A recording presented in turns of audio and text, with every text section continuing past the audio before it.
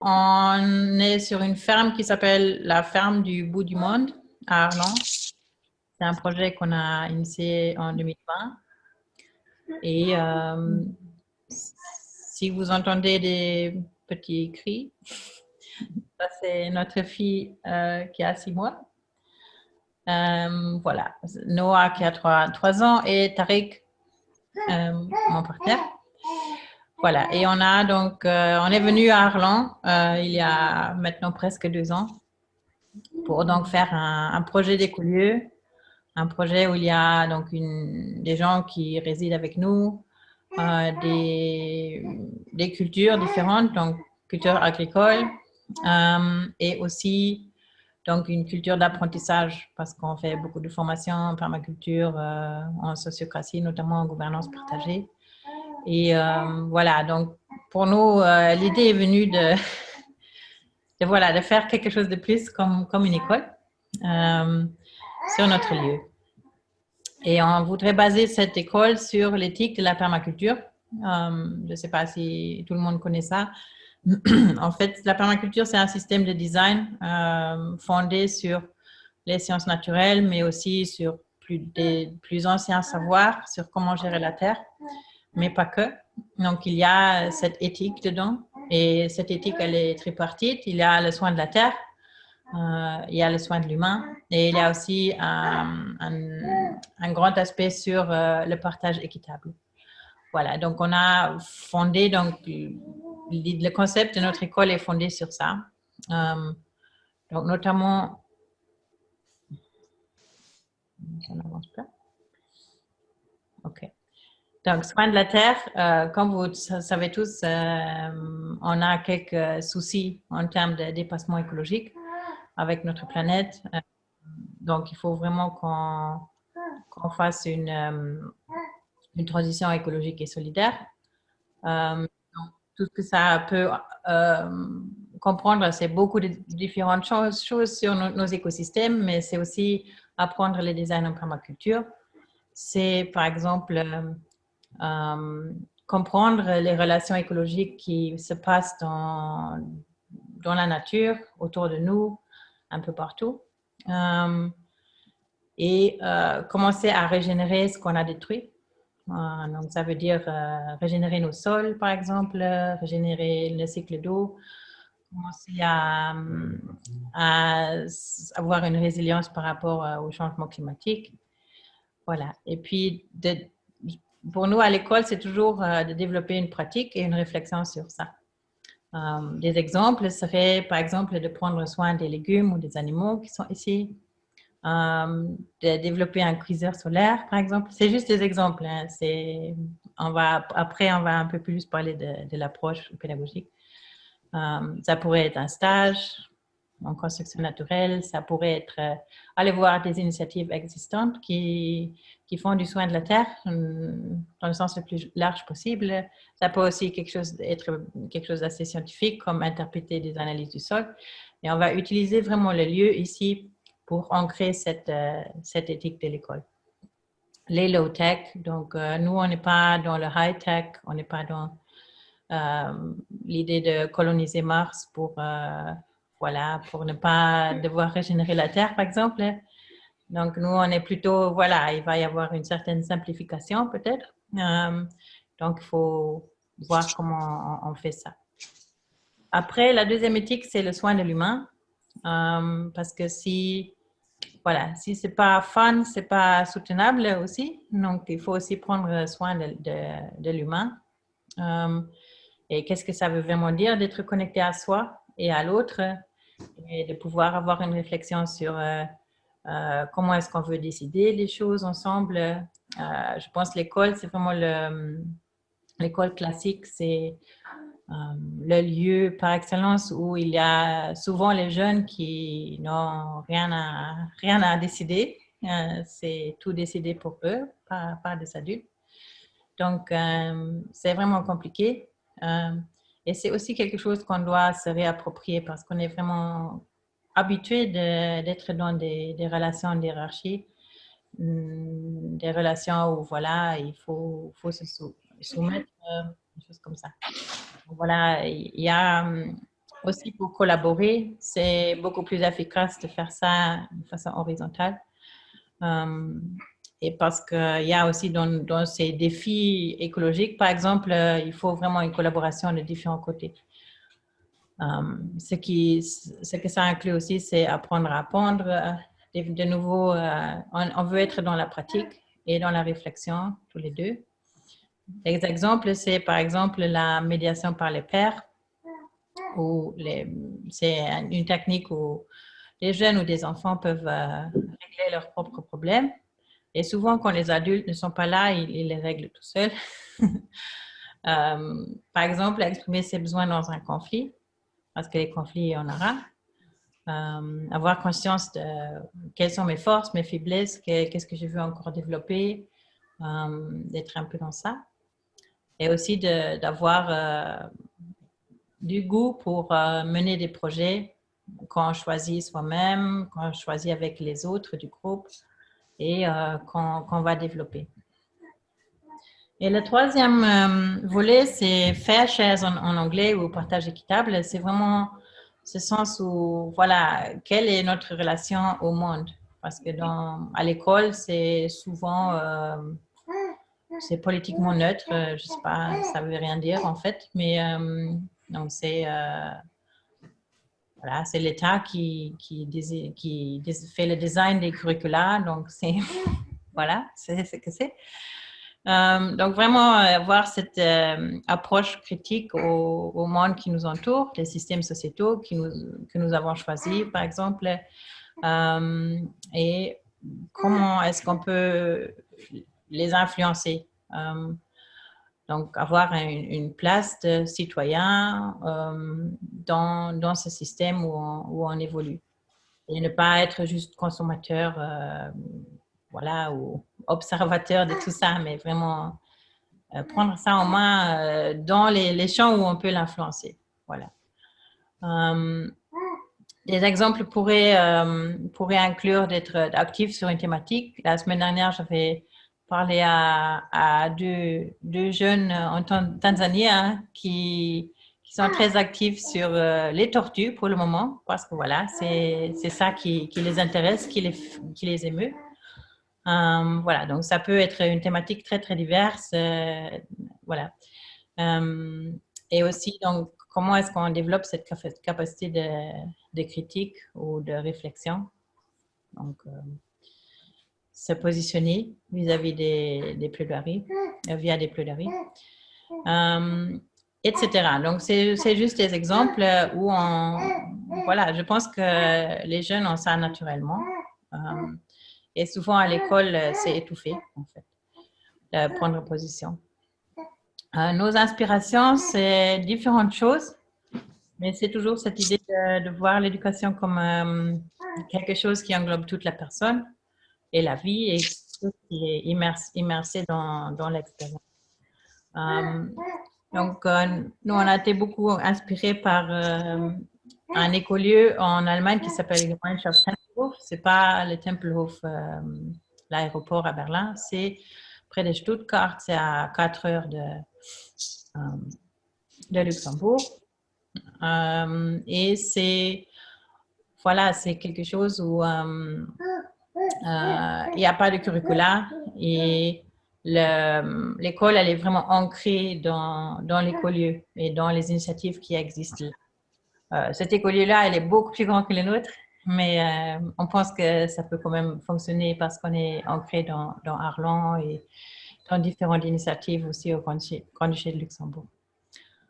On est aussi en contact et on est accompagné par quelqu'un qui a monté une école démocratique de l'Orno à Jean-Blou. Il s'appelle Romain Gauthier. Et cette école démocratique, elle a déménagé à Ivoire maintenant, dans un autre écolieu qui s'appelle Quatre Sources.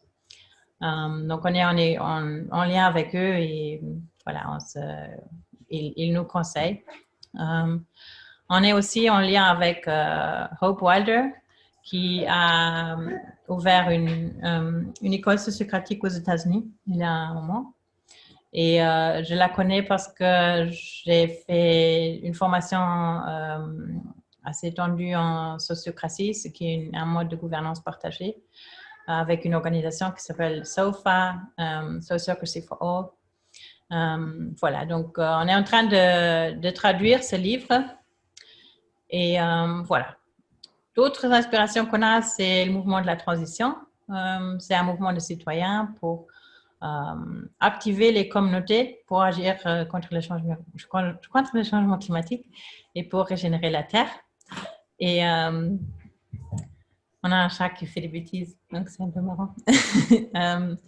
Et puis, on est aussi intéressé et impliqué dans le Global Eco-Village Network. Donc, c'est un réseau de beaucoup d'écolieux qui fonctionnent de différentes façons un peu partout dans le monde. Donc, voilà, ça, c'est un peu nos principales inspirations, desquelles on a construit donc quelque chose qui nous correspond. Ah oui, écosocialisme, ça, c'est aussi un mot qui est intéressant. Voilà, donc ce que nous, on veut faire, c'est vraiment quelque chose d'ouvert sur le monde et inscrit dans des partenariats locaux. Ce n'est pas un genre de repli sur un lieu, pas d'autarcie, ça ne nous intéresse pas. C'est vraiment plus d'agir en réseau et d'être aussi en lien avec d'autres écolieux voilà, ailleurs.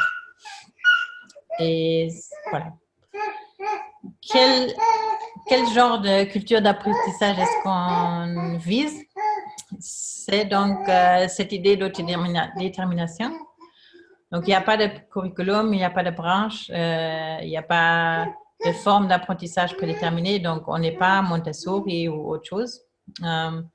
Mais c'est vraiment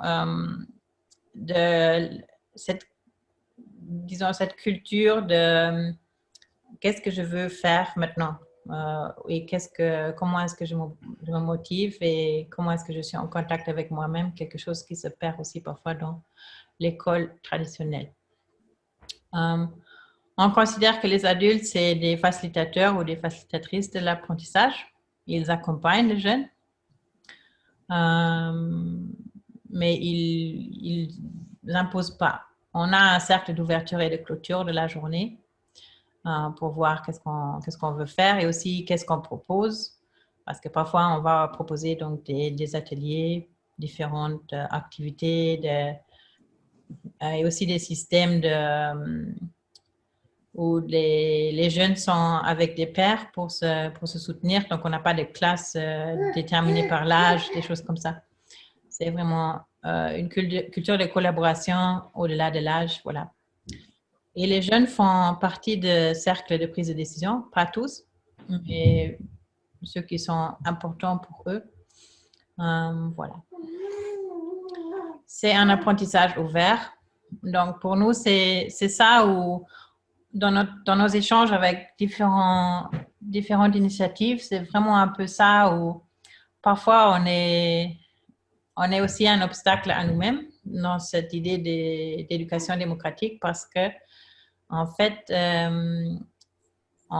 c'est vite qu'on retombe dans certains patterns qu'on a appris pendant notre jeunesse, par exemple. Si on n'a pas été déscolarisé, on a quand même été un peu formaté. Et pour rester ouvert, parfois, c'est pas très facile. Et il faut un peu de courage pour vraiment avoir aussi de la confiance que, voilà, mon enfant, il va apprendre à lire et à écrire et c'est pas à X temps qu'il doit avoir l'écrit parce que, oui, sinon, on se met beaucoup de pression et c'est compliqué. Voilà. Donc, cette idée toujours d'avoir soi-même, l'autre dans le groupe, mais aussi un environnement plus large et une réflexion critique et un dialogue nourri d'empathie avec autrui. Voilà. Donc, comment ça se passe en Belgique? Parce que certains d'entre vous sont du Luxembourg et là, c'est plutôt compliqué d'être déscolarisé ou parce qu'il y a les inspections et c'est très individuel si ça se passe bien ou pas bien. En Belgique, c'est un peu plus facile aussi pour monter une école. Au Luxembourg, par exemple, il faut un certain agrément ou quelque chose comme ça pour s'appeler école. Mais en Belgique, il y a une grande tradition des écoles libres, dont, par exemple, les écoles catholiques qui comptaient comme ça. Donc, on a une obligation scolaire en Belgique, mais on peut aussi comme dans notre cas, créer une école à partir d'une ASPL. Donc, on n'a pas de financement public, mais par contre, on n'a pas non plus l'obligation de suivre des curricula et d'avoir un apprentissage plus libre. La responsabilité d'instruction, elle est dans ces cas avec les parents. Et il y a des passerelles. Donc, il y a des épreuves certificatives par ce qui s'appelle les jurys centraux à certains moments de l'âge. Donc, basique, c'est, je pense, 10 ans. Et puis après, c'est tous les 2 ans.